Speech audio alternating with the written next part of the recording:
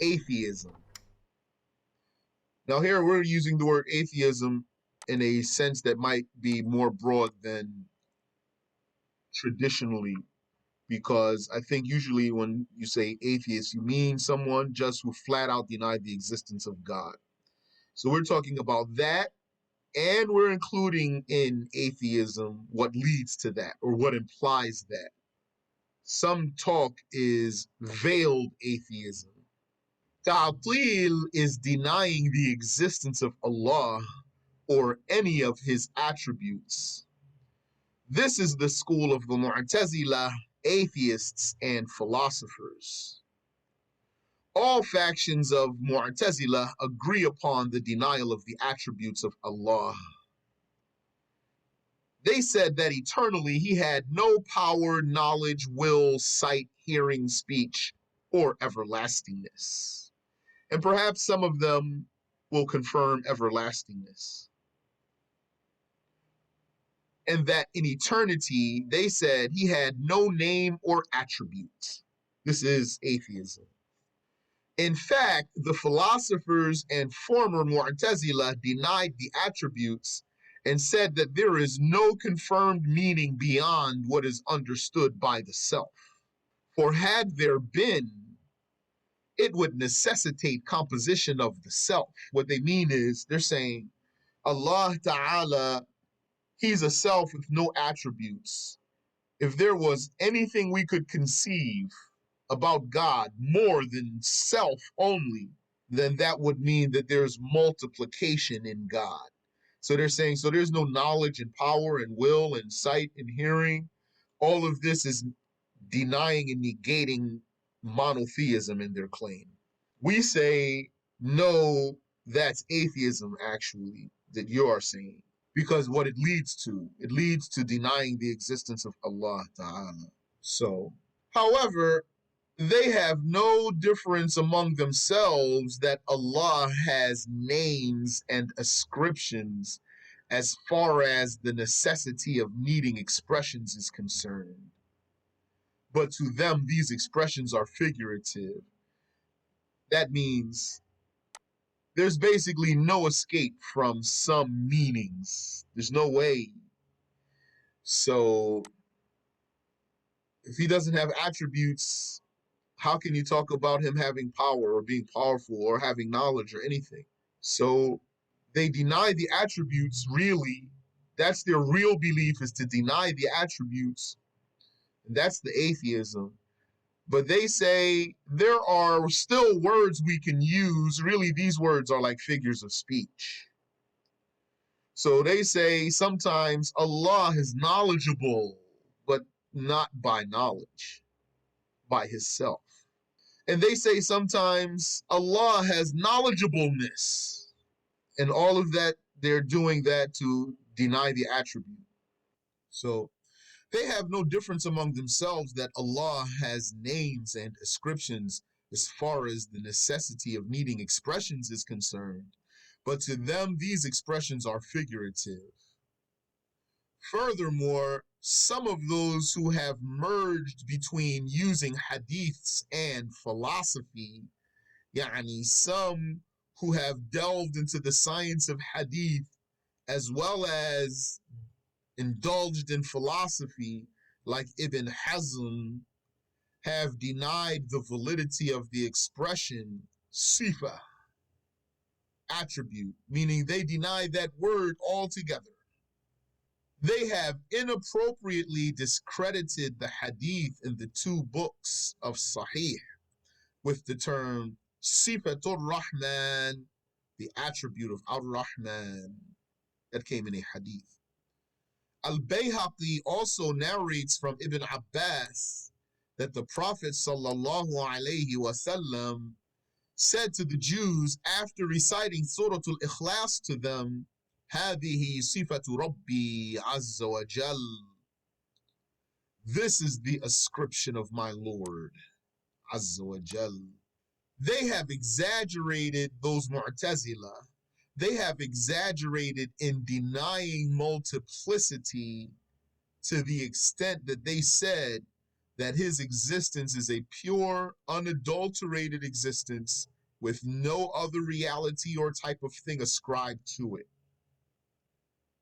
You're saying he just exists with no beginning, has no attributes, no knowledge, no sight, no hearing, no power, no will. For us, Allah has confirmed these attributes for himself in his glorious book. So it is obligatory to ascribe him with them. Additionally, it is impossible to confirm the existence of someone who has such names as knowledgeable and powerful while denying their linguistic origins, i.e., knowledge and power.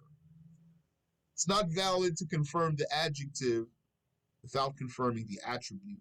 What the Mu'tazila do is they confirm the adjective while they deny the attribute. So that's why we still say they're committing kufr, because denying the attribute is kufr, and then confirming the adjective after that while still denying the attribute is meaningless, and it's a contradiction. If it is obligatory to confirm the names Al-Alim, knowledgeable, and Al-Qadir, or powerful, then it is obligatory to confirm Ilm, knowledge, and Qudra, power. Allah said, وَسِعَ رَبِّي كُلَّ شَيْءٍ عِلْمًا. My Lord encompassed everything in knowledge. إِنَّ اللَّهَ هُوَ الرَّزَّاقُ ذُو الْقُوَّةِ الْمَتِينُ. Certainly Allah, he is the provider. Ar-Razzaq, ذُو الْقُوَّةِ, possessor of power. Al-Mateen is one of his names. The ayah is saying, Inna Allah huwa ar-Razzaq. Allah, he is ar-Razzaq, dhul quwwah, and he is dhul quwwah, the one who has power. So it's explicitly giving him the attribute. And he is al-Mateen, so that's one of his names. So certainly Allah, he is the provider, the possessor of power. Al-Mateen means the powerful. Certainly Allah, he is the provider, possessor of power, al-Mateen, powerful. And he said, فَعَالٌ لِمَا يُرِيدُ. He does whatever he wills. The verb yurid, wills, would not be confirmed without the confirmation of its origin, which is the will, the attribute itself. So the verbs or the actions are derived from the attribute. Linguistically, I'm talking about. The verbs, the actions are derived from the attribute, and the adjectives are derived from the attribute. So if you find either of those, the verb or the adjective, then you have to confirm the attribute. So the verb, yurid, he wills, would not be confirmed without the confirmation of its origin, which is the will. If it is confirmed about the will, knowledge, and power, then it is confirmed about the rest of the attributes. Since no one differentiates between them in this issue, meaning there's no party that talks about some of those attributes differently from the others. All these attributes we're talking about, nobody separates them into different groups. Therefore, their claim that they have confirmed the names because of the textual evidence and because it is known in the religion by necessity, but the attributes are not confirmed by the texts, is invalid. Some scholars have considered that the confirmation of the name in the texts is a documented confirmation of the attribute. You're saying just the existence of the name is enough. It's like saying the attribute, meaning the adjective when we say the name here. According to this, Abul Walid ibn Rushd said, there is no difference between the one who said Allah does not have knowledge and the one who said Allah is not knowledgeable. This is why the Mu'tazila, who denied the attribute and confirmed its judgment, which is the derived name from the attribute, are judged as blasphemers. The result of denying the attributes is the denial of the hukum, the judgment, in reality. These deniers have differed. Some of them said that the meaning of him being alive, knowledgeable, and powerful is that he is not dead, ignorant, or weak. And likewise is said about the rest of the attributes, according to them. They are called as-salbiyah, like negators. They are a faction of the philosophers. Others claim that Allah has circumstances that are not existent or non-existent. They call them knowledgeableness and powerfulness and aliveness. And Najjariyah also denied the life and power of Allah and claimed that his speech is created. The latter-day Mu'tazila, like Abu Hashim, denied the attributes while confirming their derived descriptions. That's what we talked about already. They denied the attributes and they confirmed the adjective. Thus, they said that Allah is knowledgeable by his self, not by knowledge. Powerful by his self, not by power. So it's like they made his self the attribute. That's blasphemy. Their reasoning was that they said that the ascription is different from the ascribed, the attribute is different from the one who has the attribute. That's a mistake there.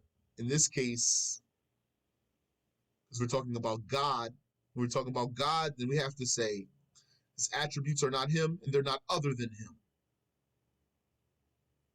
Their mistake is that they missed that right here. Their reasoning was that they said that the ascription is different from the ascribed. The attribute is different from the one who has the attribute.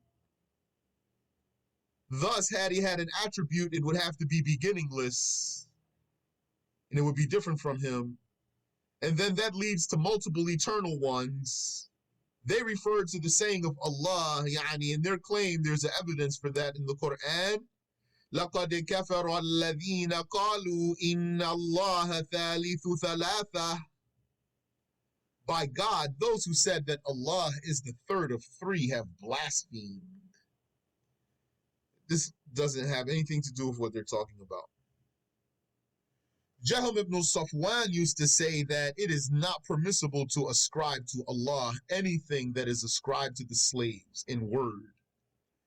So it is not said that he is alive, knowledgeable, willing, or even existing, because all of these attributes are used for the slaves. He said, it is said about him that he is the doer, because he doesn't say that slaves do anything. According to him, there's no will for the slaves at all. And the creator and the giver of life and the giver of death, because these are not said about the slaves. وَسُبْحَانَ اللَّهِ وَبِحَمْدِهِ.